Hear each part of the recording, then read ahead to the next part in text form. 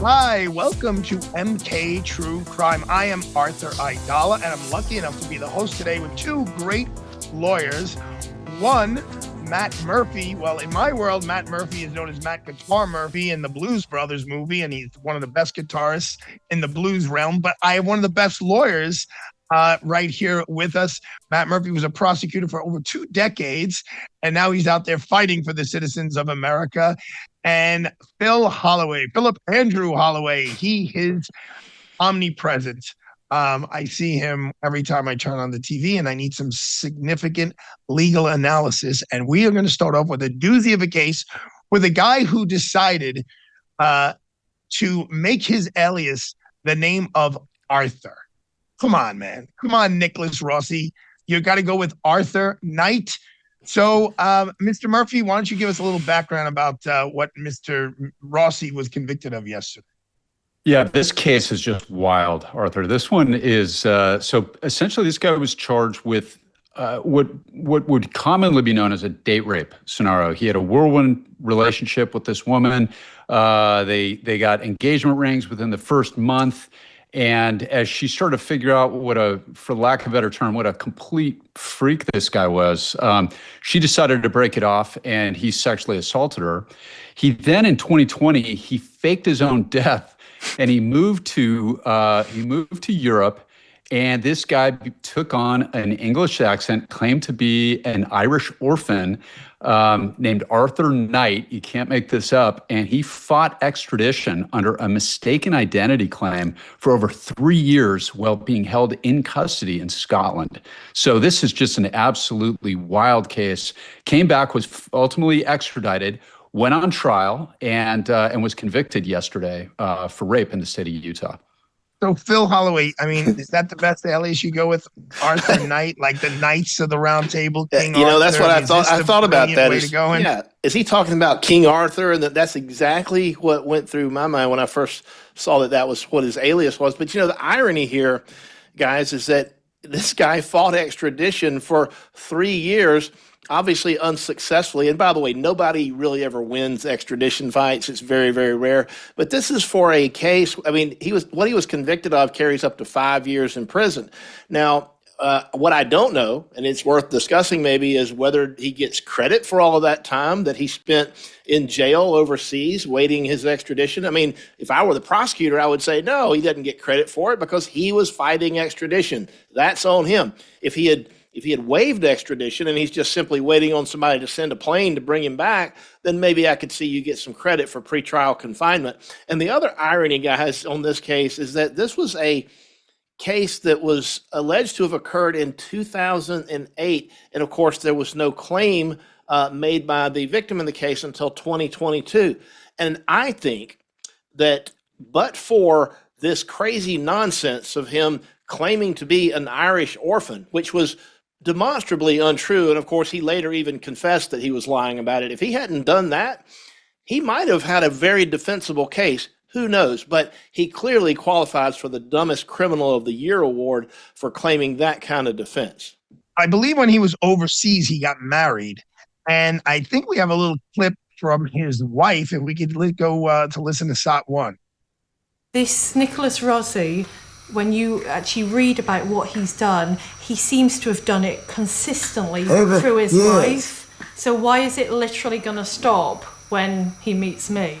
I know my husband. He would never put me at risk. He would never hurt me, abuse me, do anything like what I read about this Nicholas Rossi. Well, Matt, she's wrong. So, as a prosecutor, you had to gauge people's credibility. She came off as pretty credible. I mean, I think she really believed what she was just saying, but she was wrong. Oh, absolutely, I agree.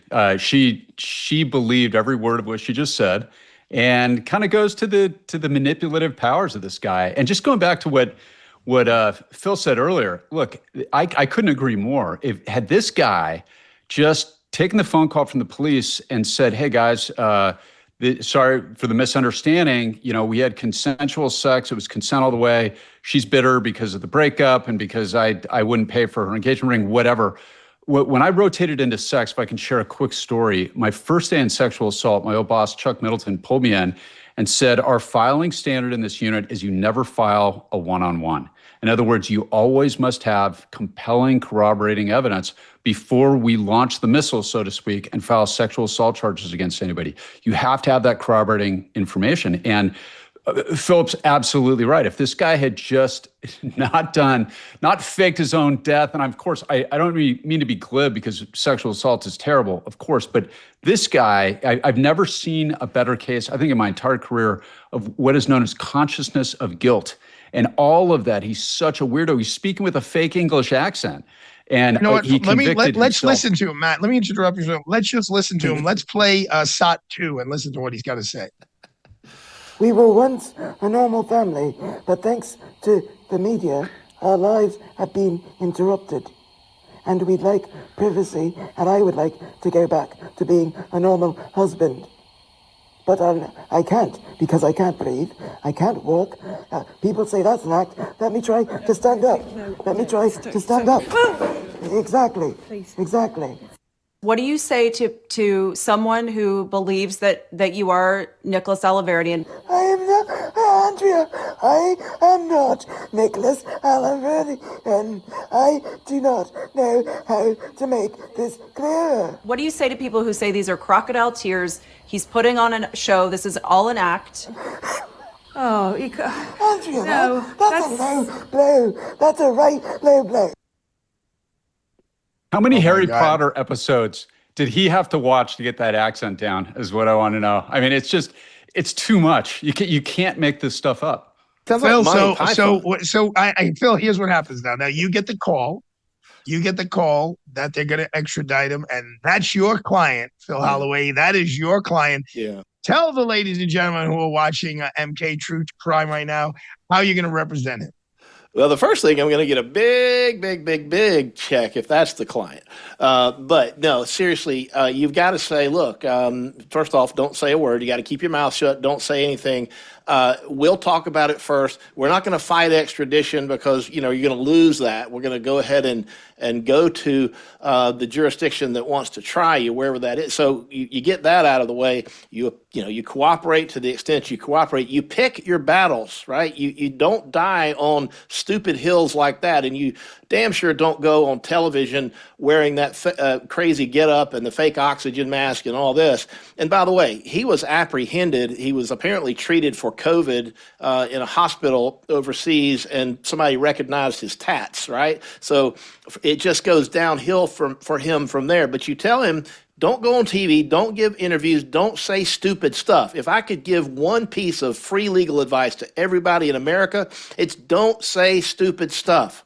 If you say nothing at all, that's great. But the worst thing you could do is saying something that's ridiculously stupid. So you go ahead and you get him over here, and then you look and see, okay, do they have any corroborating evidence? If they don't, then maybe just remaining silent is the way to go. They did have another claim, however, from 2008.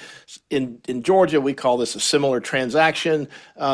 It's 404B. Other jurisdictions call it some different things, but it's basically the idea is if someone does something criminal and they do it in a unique way that it's equivalent of their criminal signature, so to speak, it can be admissible. So in this case, another victim testified and said, look, ladies and gentlemen of the jury, he did something to me very, very similar under similar circumstances, whirlwind relationship and all that, same year, and the judge allowed it in. So it was basically one case propped up by another case, if you will. Each one of those cases, however, independently had no objective corroboration. There's no forensics. There's none of that kind of stuff that you can get this many years later. So I think by far telling him to keep his mouth shut and don't say anything stupid would be the primary advice I would give him or anybody else. Thank you for that opening. Let's play back-to-back SOT 3 and SOT 6, and let's hear him continue to flap his mouth. My name is Arthur Knight Brown. My date of birth is 22nd of the 11th, 1986. Your Honor, Tamara Vasquez for the state. This individual has been extradited, and he has not admitted his name or birth date accurately, and so I don't think we're going to be successful on that today either. Objection, my lady.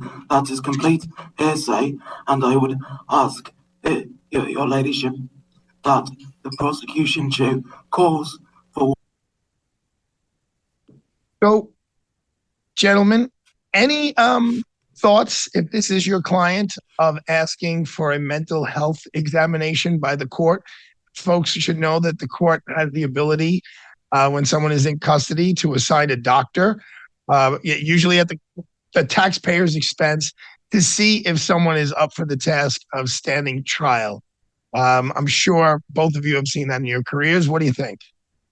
Well, that's why you're so good at what you do, Arthur, because I didn't even thought about that. Of course, that's probably the only hope you've got in something like this. And the problem is that he's not going to get an insanity out of this, but it may, if you can establish some sort of mental illness, you may have a shot at some sort of mitigating pitch to the sentencing court.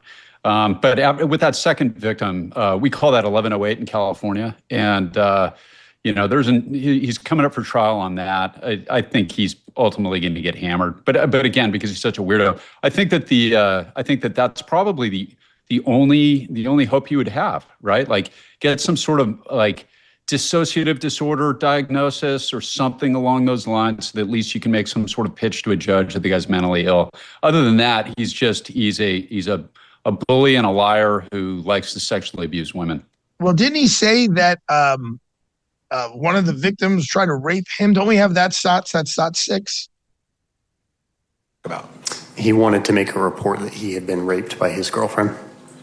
Did he say anything about whether she had reported that him raping her? Yes. And do you remember the timing, like how recently she had reported him raping her? He stated that she had recently reported that he had sexually assaulted her, and therefore he wanted to make a report against her. Okay. Also for rape? Correct. Whose statement is this? This is Nicholas Rossi's voluntary witness statement.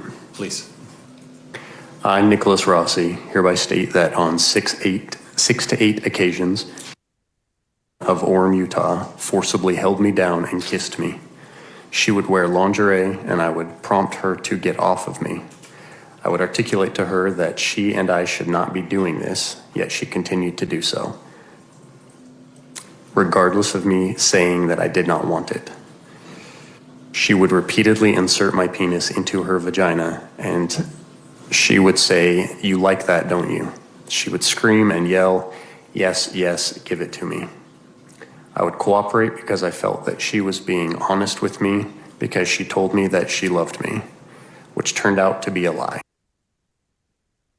I want to start by thanking the producers of MK True Crime, who recommended that we play that very entertaining SOT. Well, guys, now how do we feel about having his mental health examined? Look, because boy, that's a new one for me. Phil, what do you think? Yeah, I think maybe he does need a mental health evaluation. The best thing he can do, though, right now, he's going to get hammered on this second trial. The same evidence is going to come in. In fact, both of these victims are going to testify again. It's just going to be, the names are going to be switched as to who's the named victim in the indictment. And all this other stuff is going to come in. So it's the same kind of trial, almost back to back. And, the things that you say can and will be used against you in court. So you see there that these words are coming up. I think they could probably be used against him at trial. The best thing he could do really is to see if the prosecutors will just, let him cop a plea, let him plead guilty to it, get some kind of concurrent sentence or something, and cut your losses, because when you behave in that way, you're either just really, really stupid or you're insane. And I personally think he's not insane. I think he knows what he's doing. So I think he's just really, really dumb. It takes a certain amount of intelligence to evade the law for that amount of time and create a new identity. Arthur Knight may have been the most creative name, soiling the name of Arthur. How dare he? But he was convicted this week, and he will stand trial again. So he's going to spend some time behind bars. We're going to take a break. We're going to come back, and we're going to talk about how Bryan Kohberger is doing in prison. And maybe I could give you a little update along those lines on my client, Ghislaine Maxwell, and how she's doing in prison as well, and what judges said about her grand jury minutes being released. Don't go away. We'll be right back on MK True Crime. That cookie calling your name at 3 p.m., yeah. The midnight fridge raids, the extra slice of pizza you swore you wouldn't eat. If you feel like your cravings control you, it is not just willpower. It could be your gut crying for help. That's why I want to tell you about Just Thrive Probiotic and their digestive bitters. See, modern diets often lack essential bitters compounds that manage appetite hormones like GLP-1, the same hormone in those expensive weight management shots. Just Thrive's digestive bitters give you the power of 12 clinically proven herbs that help your body break down food efficiently while naturally supporting GLP-1 production. Controlled cravings, less bloat, steady energy, and comfortable digestion. Try Just Thrive Digestive Bitters and Just Thrive Probiotic 2 today at justthrivehealth.com and use code Megan for 20% off your first order. That's justthrivehealth.com, code Megan. Your body will thank you. All right, welcome back to MK True Crime. Arthur Aidala, Phil Holloway, Matthew Murphy, and let's get some updates on the Ghislaine Maxwell case. For full disclosure, I do represent Ghislaine Maxwell in different areas of her criminal proceedings. I was able to speak to, I didn't speak to her today, but I've spoken to people who have spoken to her, members of her family and friends. And it's no secret that she's been moved to a different facility out of Tallahassee, Florida, and over to Texas in a much more habitable environment. It's still prison. Nobody wants to be in prison. But the Tallahassee facility where I visited her and spent time with her was not, they weren't nice to me. And I was there just to be a lawyer for a couple of hours. But the place where she's in now is definitely a much better environment for any human being to be in. The real breaking news is that the Department of Justice asked for her grand jury minutes to be released. And I'll throw it out to the gentleman here. The judges said, no, we're not going to do that. I'll start with Mr. Murphy. Why don't you tell us why? So every grand jury is supposed to be secret. And one of the interesting things about this story is just there's so much hot blood and it's so heated politically that a lot of people, I think it's easy to do when they get caught up in the emotion of a case like this. They kind of forget some of the fundamental important things about totally apolitical law. And one of those is grand jury proceedings are supposed to be secret. There's an intense amount of public interest in this case, of course. And the federal judge said, look, the grand jury transcripts reveal nothing new. The only people that are really discussed are your client, Ms. Maxwell, and Jeffrey Epstein, and that's it. So it's not going to do the purpose that they're trying to release it for. And look, in my view on this one, I think the judge did the right thing here by keeping the grand jury proceedings secret. Phil, were they out of order to even ask? Was the Department of Justice? Because look, folks have to understand, the Department of Justice, they know what's in the minutes. They know what's in the grand jury transcripts. So knowing that, because these judges wrote, there's nothing in here that's going to enlighten the public. Were they wrong, Phil Holloway, for asking to unseal these grand jury minutes, which is so rare? Well, it is rare. I don't know that I'm qualified to say whether they were wrong or they're right. I think there's a political calculus that goes into that. But you pointed out correctly that they know who said what to the grand jury. They were there. Some lawyer for the DOJ was there, and they keep their files too. And so when the judge says, look, I've looked at this stuff and I've concluded there's nothing new here. There's no information here that would point to any other individuals or any other clients who may have abused young girls at the behest of any of the defendants in the case, or Jeffrey Epstein or Ghislaine Maxwell. And so I'm just going to go ahead and preserve grand jury secrecy. I mean, at the 10,000-foot level, I get it. And I think that's the right thing. I think that the judge should not just casually or cavalierly expose grand jury minutes to whatever the public wants to do with them. There's a reason why they're secret, and there's a reason why we need to keep them secret, because lots of times, look, grand juries investigate people and then they decide there's no evidence, maybe they're innocent or there's not enough evidence against them. And so you can't just start dragging names out through the public domain when they happen to be associated with somebody that everybody hates, like a Jeffrey Epstein. So conceptually, it makes great sense to me why you would not want to just willy-nilly have everybody's name who's ever been associated with Jeffrey Epstein being discussed on every news program, every podcast, all social media, because merely being associated with Jeffrey Epstein is toxic. And so you absolutely could ruin innocent people's lives by saying that at one point in time they were someone that was considered to be potentially under investigation. Okay, even though the investigation bore no fruit. I don't want to interrupt you because I was about to say that's probably the most important point that's going to be made in this whole session. Because I've watched it. I'm sure we all have. Associations with somebody like that have brought people to, really wrecked careers. And I think Alan Dershowitz wrote the book, Guilt by Accusation. It's even gotten worse than that. It's like guilt by association. And as Ray Donovan, the former labor secretary, said when he was cleared of all charges back in the 1980s, where do I go to get my reputation back? And in the world of social media, it's very, very difficult to get your reputation back. So I applaud the Department of Justice for being so reluctant regarding information they have, not the grand jury minutes, but the information they have, and not just throwing people's names out there saying, oh, yeah, he knew Jeffrey Epstein. Jeffrey Epstein knew this person, and this one's phone number was there. It's caution should be really the driving force of the day, Mr. Holloway. You are 100% correct. Let's talk about how about jail? Let's talk about jail. And someone who pled guilty to life sentences is now in jail, Mr. Kohberger. And apparently he's not having a good time in jail. I don't know many people who have a good time in jail. I know our friend Mr. Garagos is saying that the Menendez brothers are making the best out of their 35 years in jail, but it's usually a rough place to be. And when you're charged with killing 4 and pled guilty to killing 4 beautiful young people, I guess your fellow inmates aren't too excited to give you a warm welcome. Mr. Murphy, what are your thoughts? Well, it's amazing, Arthur, like when you deal with serial killers, people would be shocked at how often they'll come into a courtroom and complain. They complain about the temperature of the room. They complain about the meals. They are the one person that all of these guys care about are themselves.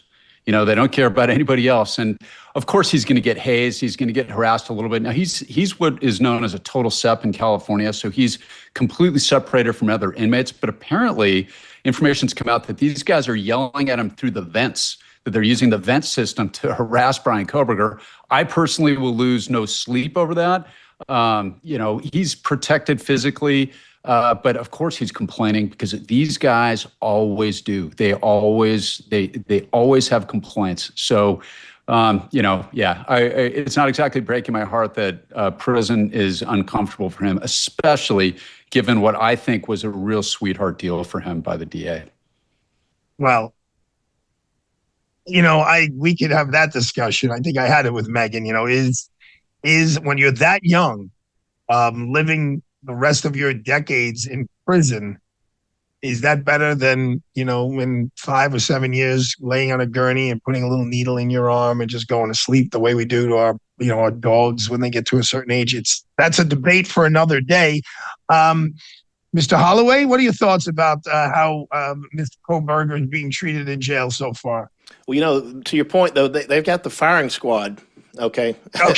Out there, so he would be spending the rest of his days wondering if the marksman is going to be true, right, and is going to get it right the first time around, and how bad it's going to hurt. So he's been spared that, mental endeavor in his brain, but he has to listen to everybody jeering at him, screaming at him through the vents. And talking about the complaining, he started complaining when he was first arrested because he wanted vegan food and all this. And look, I posted this on X just the other day. I said, look, prison is supposed to be punishment. It's punishment for a reason. And I'm not going to lose any sleep either over the fact that he's having a hard time. He would be having a much harder time if he were not absolutely separated physically from the other inmates. But there will come a day when he's going to be in general population. I believe that the state has even said as much. They're not going to keep him separate forever.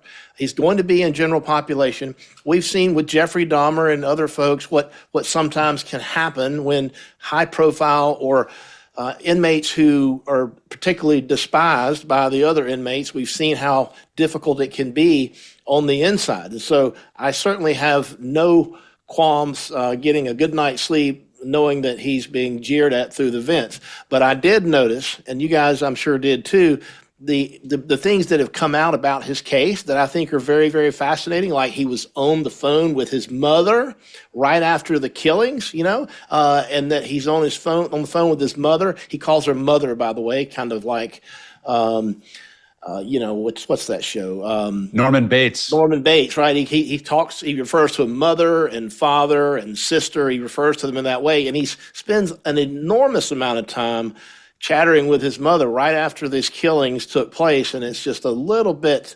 it's just unnerving to me. I don't know what you guys think, but it's just unnerving that he's on the phone with his mother while he's apparently returning to the crime scene right after he brutally killed those wonderful young people.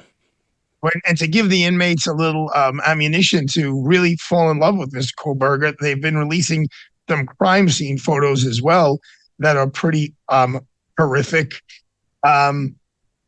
Matt Murphy, when you were a prosecutor much longer than I was. I was there for barely 5 years. How much did you take into consideration, not a guy like Kohberger, but when you had to sentence a guy and, you were recommending like serious jail time, did you take these factors into consideration, what their life was going to be like? I mean, I know you said, they're always complaining about something, but how much as a prosecutor, let the viewers know and the listeners know, like how much as a seasoned prosecutor as you were, take the life in prison into account when you're throwing around numbers? Well, when you're negotiating cases, it's a big deal, because if you're talking about giving somebody a local time offer, and these are the lower ranks of cases like generic felonies. The difference between prison and local jail can be pretty stark. California, they do a pretty good job generally of classifying them. In other words, if you're a nonviolent guy, but you're going to the joint, as they call it, you're going to state prison, you're going to go to what's called a level 1 or a level 2 prison where you're not with like the gang guys or the Mexican mafia, and you're not going to have a big target on your back. But for some of those hardcore guys, especially if they were young and they were going to the joint for the first or second time, you definitely factor that in for sure. Like a young guy who's going in, you might give him what's called low term if he's going to state prison, because he's going to have a rough time and he's going to have to deal with some of the politics and the violence. When it comes to murder, however, and you're dealing with the bereaved families, especially, I don't know what, the moms always really got to me. When you're dealing with the family of a murder victim, as a prosecutor, you don't give two hoots about what their life is going to be like once they get up to the joint, because you're dealing with that palpable, that apoplectic, it's so thick when you meet with those families. Families get destroyed by it. And guys like Kohberger, the human wreckage that guy left as a result of that, that's the thing, Art. I just don't. You don't. And look, in terms of human wreckage, and since you brought that up, they released a bunch of photographs, which is a little odd at this point. A bunch of the crime scene photographs have been made public now. I'm not exactly sure how that happened. That's not typical. They're heavily redacted. Yeah. Yeah, but still, they usually don't wind up in the. I mean, usually the prosecutor doesn't release it, and the defense attorney definitely doesn't want to release it because it doesn't make their client look too well. And there are some that we're going to show that have bloody piles of blood. And I mean, look, you're looking at that's a typical college room. They were clearly playing the. I don't know, the young producers here would know what's that pong thing that they're playing, the ping pong, beer pong. Yeah, so producers had no problem shouting that answer in my ear. Yes, the beer pong. And it just breaks your heart. And I understand what you're saying. Matt, as a prosecutor on a murder case, and you have a family member. Look, talk about mental illness. I mean, this guy's got it all going on. But does Phil Holloway any idea about a motive regarding this guy? Why, what was in it? I know they found surveillance of him and his Wi-Fi password on one of the restaurants where they worked, where the young ladies worked. Or two of them worked. Any clue what motive may have been? What motivated this guy?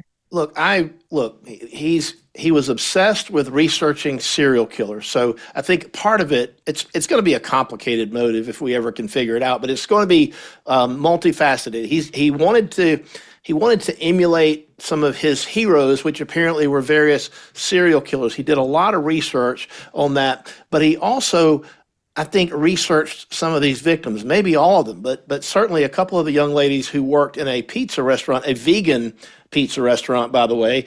It was determined that his phone had accessed that Wi-Fi network. And so I think that he was a little bit infatuated. I do think there was some kind of sexual component to it. And not that there was a sexual assault, but when it comes to serial killers, or in this case, a wannabe serial killer who was just getting active, there is oftentimes a psychosexual component to the motivation behind serial killers. And that's something that we could do an entire show on, actually. But I believe that he would have been a serial killer if he hadn't been caught. I think he was just trying to start out on his career. And I think that's why we saw this selfie that he took right after the killings of him basically giving a thumbs up, because he was very proud of himself. And so he was saying, look, this is my new career and I'm just getting underway, and I'm going to be the best serial killer there's ever been. So it's going to be complicated. His mind is a mess, but it's got to be some combination of all that. He wanted to be a serial killer. He was just getting active. We're going to take a quick break, and then we're going to come back and talk about an accused serial killer out of Oregon who pled not guilty. And I know Phil is all fired up to give us some updates on Donna Adelson. Don't go away.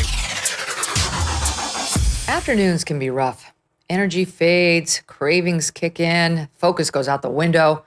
The quick fix, another coffee, but that can lead to jitters or a crash later, or can interfere with sleep. Peak's Sun Goddess Matcha is another option. It can give steady energy and help you focus without the ups and downs. This is not just any matcha. It's organic, ceremonial grade, and grown in Japan's pure volcanic soil far away from pollution. It's harvested by tea masters and screened for toxins not once, but 4 times. That is how serious they are about quality. The taste is smooth, creamy, and rich, not bitter like lower quality matcha. It's packed with antioxidants to keep you sharp and steady. Whether it's how the day starts or how it gets back on track, this matcha is not just a drink. It can be a better daily habit. Right now, you can get up to 20% off for life, plus a free rechargeable frother and glass beaker. It's backed by a 90-day money-back guarantee. Go to peaklife.com/Megan. That's PIQUE life.com/Megan to try it for yourself. Again, that's PIQUE life.com/Megan. Welcome back to MK True Crime. Arthur Aidala, Matt Murphy, Phil Holloway, and we are going to start with Jesse Lee Calhoun. He is accused serial killer of 3, and now they've just added 4. Now the 4th victim, he's pled not guilty. Matthew Murphy, what are we saying about this? Well, this case is really interesting. So this guy got out very, very prolific. I mean, of course, he's presumed innocent, right? But if it turns out that he actually committed these murders, and it based on what we know so far, the evidence looks very strong. This guy was very, very active. And what's really, I think, a cautionary tale here is this: he was in prison from 2019. He received a 5-year sentence. And for burglary, and there's information, it's a little bit sketchy on his background at this point, but he may have tried to choke a police dog. He's a bad guy, okay? And he worked on a fire crew. And during those big fires that we had in Oregon a couple of years ago, he wound up getting his sentence commuted by the governor of Oregon. Her name was Kate Brown. And she represents a trend, especially in the Western United States, of these very, very hard left progressive governors who are they get into the words sound great, like criminal justice reform, and that sounds all warm and fuzzy. But what a lot of them do is they aggressively let these guys out. It's like we had a guy, our DA in LA is a guy named George Gascon. He just lost his reelection by like 30 points. These are the hard left who essentially want to release a lot of these people.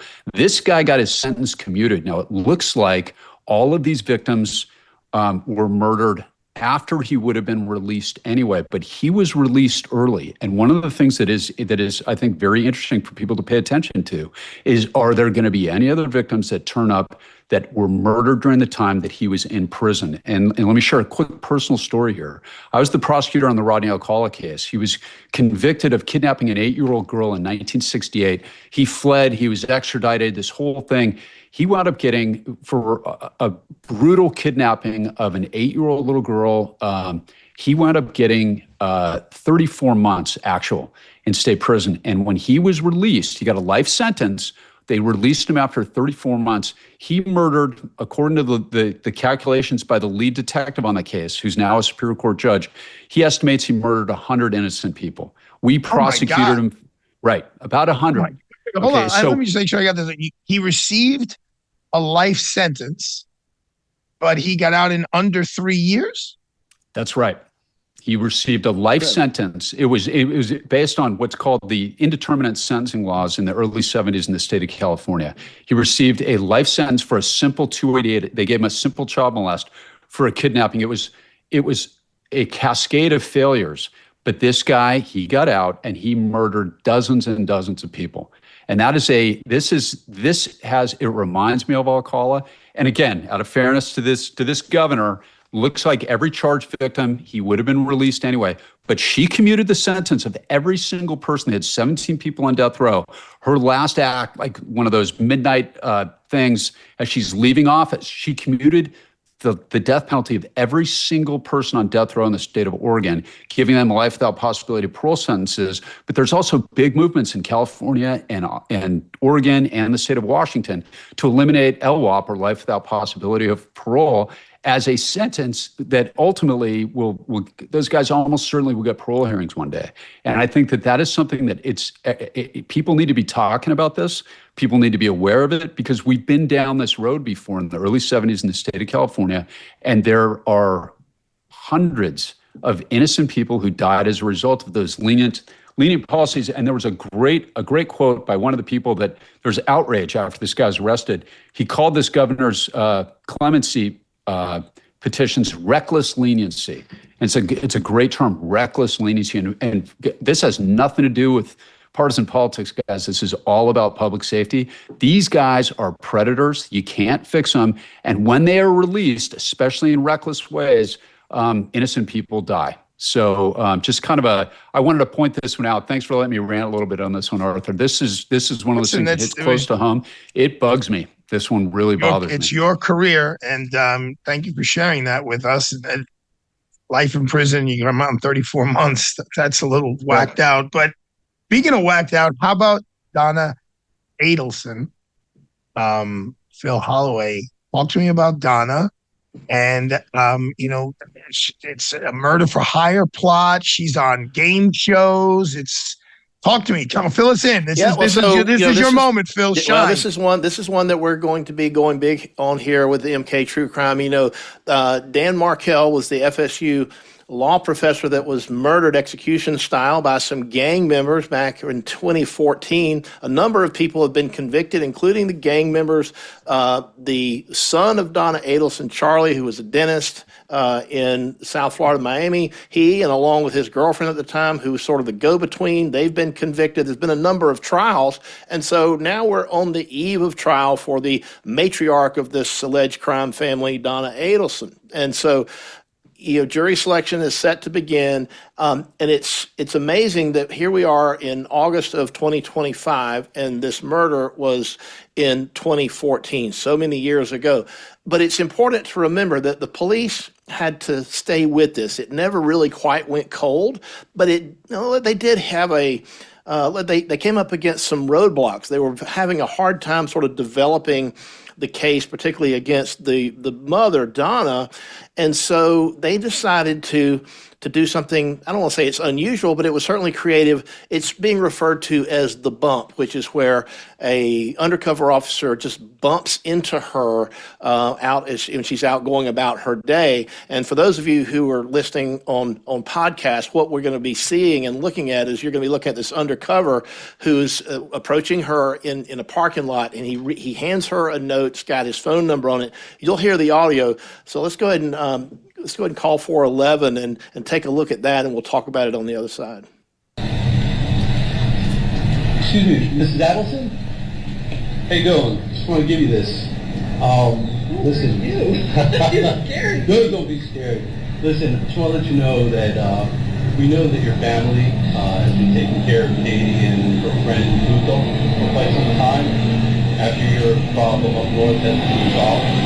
And I want to let you know that my brother, he's incarcerated. He helped your family with this problem you guys had up north. And we want to make sure that he's going through some rough times. We want to make sure that you take care of what he's going through the way you're taking care of Katie and Tuto. Well, this will explain it. Thank you.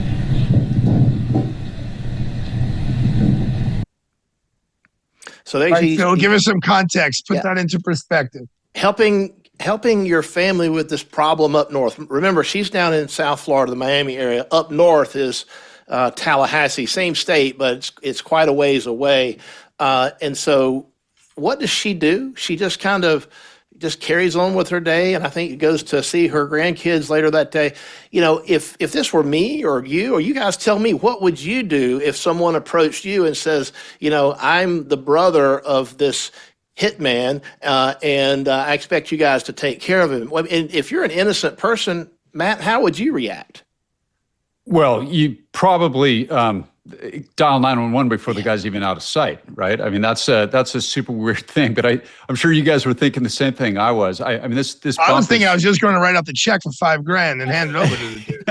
I'm sure he wants a check. I mean, I don't know if they take credit cards.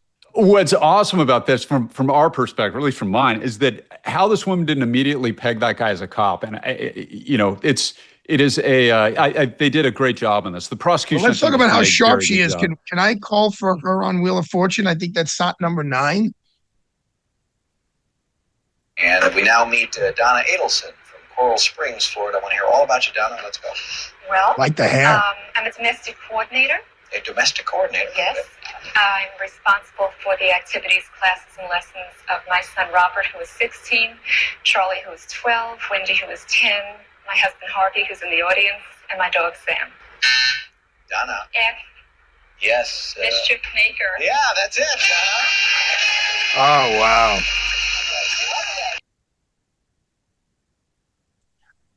Isn't that rich? Mischief maker, huh? I mean, did we plan that, Phil Holloway? No, I mean, look, just the craziness surrounding this whole case is. I liked her hair, by the way, for the record. I was grooving on that. Well, it was obviously in, what was that, the 80s or something like that. Yeah, but anyway, it's 86. Yep. We started this show talking about a stupid criminal, right? And so what I want to go to next is the next piece of stupidity that I think is going to wind up sort of hanging the Adelson crime family and the matriarch of that crime family, because what happened is, instead of, calling the police or calling a lawyer saying, help me out with this, she talks to her son, Charlie, and she says, Charlie, this guy gave me this note, right? And so what does Charlie do? Charlie, about 9 days later, decides he's just going to go ahead and give that guy a call. And so we've got that. Let's go ahead and play SOT 11, and you'll hear how Charlie interacts with the undercover cop who he thinks is related to the hitman. All right, what's going on? Well, what's going on is my brother Tato. Okay, my brother Tato has not been taken care of. His family's not been taken care of. I talked to a dentist. Why are you calling me? Who are you? I gave the number to a lady. I don't know Tato. You don't know Tato? I'm sure you know Katie and Tuto. They've been taken care of since the family problem been taken care of up north. I don't know who you are. You don't? Well, this isn't going away, my friend. Because let me tell you something. I was at Broward with Tato, and he told me the whole story. All right, let me look at it. No more f***ing around, man. No more f***ing around. This ain't going away. You guys need to do the right thing for Tato. Matt Murphy, I don't think you're hanging out with a lot of guys named Tato. Maybe I'm wrong. Maybe you're good buddies named Tato, but not this entire week. Not this entire week. So Phil, what was going on? I mean, go ahead. That of course is the voice of Charlie, right? The kid that she was talking about, that she was the domestic coordinator for, and Charlie has been convicted of this. He was the instrumental in the murder of Dan Markel, and this is one of those. This case is so disturbing on so many different levels. But that Donna Adelson is accused essentially of orchestrating this whole thing because she wanted her grandkids to move from Tallahassee to South Florida. And there's apparently extensive parental alienation going on from Adelson, from Mrs. Adelson, regarding her ex-son-in-law. And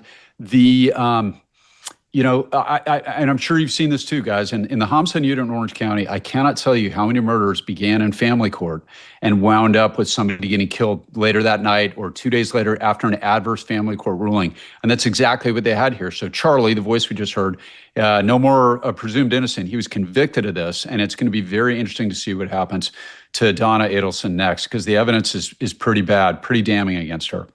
Jury selection is coming up, Mr. Holloway. You ready to pick a jury for your client? Yeah, I think you could almost take the first 12 if you're the prosecutor and put them in the box, because the evidence, in my opinion, certainly the circumstantial evidence is overwhelming. And circumstantial evidence, by the way, can be some of the most powerful evidence in a criminal case. A lot of people serving life in prison on powerful circumstantial evidence. Among that, in this case, is Charlie, his words when he's talking to who he believes is the brother of the hitman, he doesn't say, look, we don't know who you're talking about. My mom doesn't know who you're talking about. Leave us alone. Why are you bothering us? He doesn't do that. He's like, hey, let me get back to you, right? Like as if he knows exactly what's going on. And that statement, that recording, and all of that interaction that stems directly from the bump is going to be a big part of what I think is going to bring Donna Adelson down.